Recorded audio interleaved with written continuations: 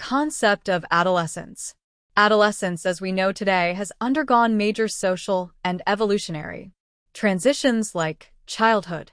You might know that adolescence as a concept/term was introduced at the end of the 19th century and the early part of the 20th century. Before this period, adolescence was not differentiated from childhood.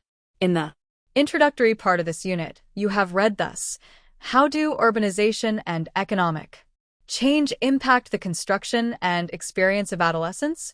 The introduction of the concept/term adolescence is the result of the rapid changes brought about by industrial revolution in society. You could categorize these changes as industrialization, urbanization, institutionalization, and immigration. Though we are not going into the details of each category, let us examine the changes brought about by industrialization and how this impact the concept what we call adolescence. Before delving into the details of condition of children and adolescents in industrial societies, we have to address the captivating question: how childhood and adolescence are treated in non-industrial societies. In the subsequent paragraph, we ponder over this query. Ruth Benedict argues that in non-industrial societies, children are generally treated differently from that of industrial societies in the following ways. Children in non-industrial societies took responsibility at an early age. Those children who show obedience to adult authority were placed in less value, and the sexual behavior of children is often viewed differently. Before the Industrial Revolution, children and adolescents were considered to be merely miniature adults.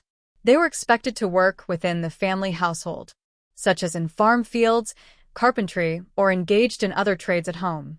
Children and adolescents were seen more of an economic liability and less of an asset.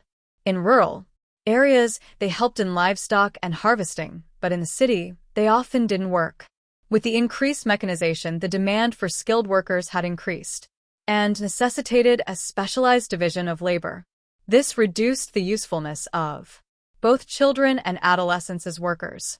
More than that, laws were passed, restricting child labor and making schooling compulsory. What changes have happened in society to make childhood and adolescence as a distinct life stage? You may say that schooling, laws restricting child labor, and child protection acts gave children the stages of childhood and adolescence. By the middle of the 20th century, adolescents were separated from adults, and they spent most of their time with peers. After World War II, the enrollment of adolescents who attended schools increased, and they delayed their entry into the adult world. Thus, you have understood how urbanization and economic change impact the construction and experience of adolescence. When we look at the derivation of the term adolescence, we can see that the term comes from the Latin verb adolescere, which means to grow up or to grow to maturity. In psychology, adolescence is treated as a stage between childhood and adulthood. In this stage, one has to adapt and adjust childhood behaviors to the adult standards that are recognized in one's culture. Here, we may refer adolescence not only to biological growth, but also to social growth within a cultural framework. Some may consider puberty as the evidence of reaching adolescence stage. We use puberty to denote the time when a child attains physical and sexual maturity. The 2-year period that precedes puberty is termed as pubescence. It is the period when physiological changes lead to the development of secondary sex characteristics. Adolescence being linked to puberty refers to the transitional period from childhood to adolescence and is different from culture to culture because of the influence of society. Generally, we may divide the stages of adolescence as follows. Stages of adolescence. 3 main stages of adolescence can be discerned. Early adolescence, 10 to 13 years.